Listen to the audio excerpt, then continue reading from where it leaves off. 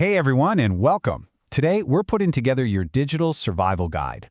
In a world that pretty much runs on data, keeping it safe isn't just for the tech pros anymore. It's a crucial skill for all of us. So let's dive in. We love our digital locks, don't we? Firewalls, complex passwords, all that stuff.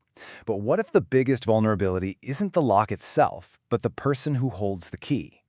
What if it's us? That's really the big question we're going to tackle today. So to really get a handle on security, we first have to ask, what are we even protecting? It's not just about random files and folders, it's about what the experts call information assets. Basically, any data or knowledge that has real, actual value to you or your company. Okay, everything in information security, and I mean everything, is built on the foundation you see right here. It's called the CIA Triad. And no, not that CIA. It stands for confidentiality, integrity, and availability. Just think of it as the three walls of the fortress we need to build around our valuable info.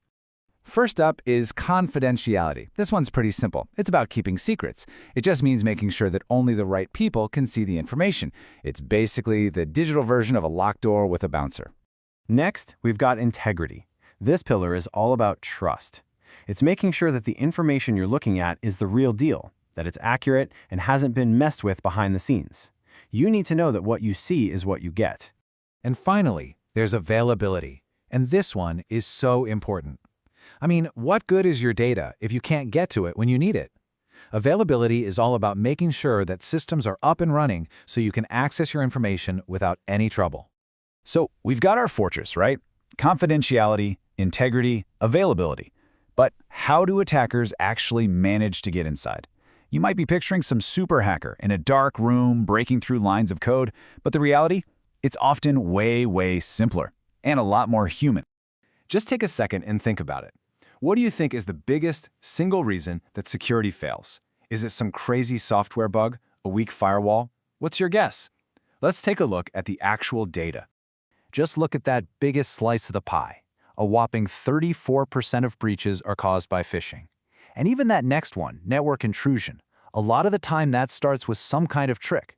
The key thing to realize here is that these attacks aren't just aimed at our machines anymore, they're aimed squarely at us. And this brings us to what is maybe the most critical and honestly the most overlooked part of the whole security puzzle, the human factor. The technology can be flawless, but it's our own psychology, our habits, and our natural instinct to trust that attackers have gotten so good at exploiting. There's a saying in the cybersecurity world that's pretty blunt, but it's true. The human is the weakest link in the security chain. And it makes sense, right? It is so much easier to trick a person into giving up their password than it is to try and crack it with a supercomputer. And the main tool they use to exploit us is called social engineering. This has nothing to do with code. It's a con.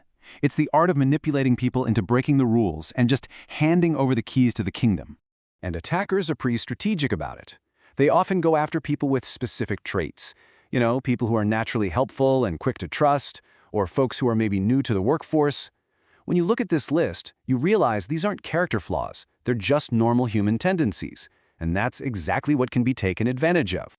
So, what happens when these attacks actually work? When a breach happens, the consequences aren't just digital. They are very real.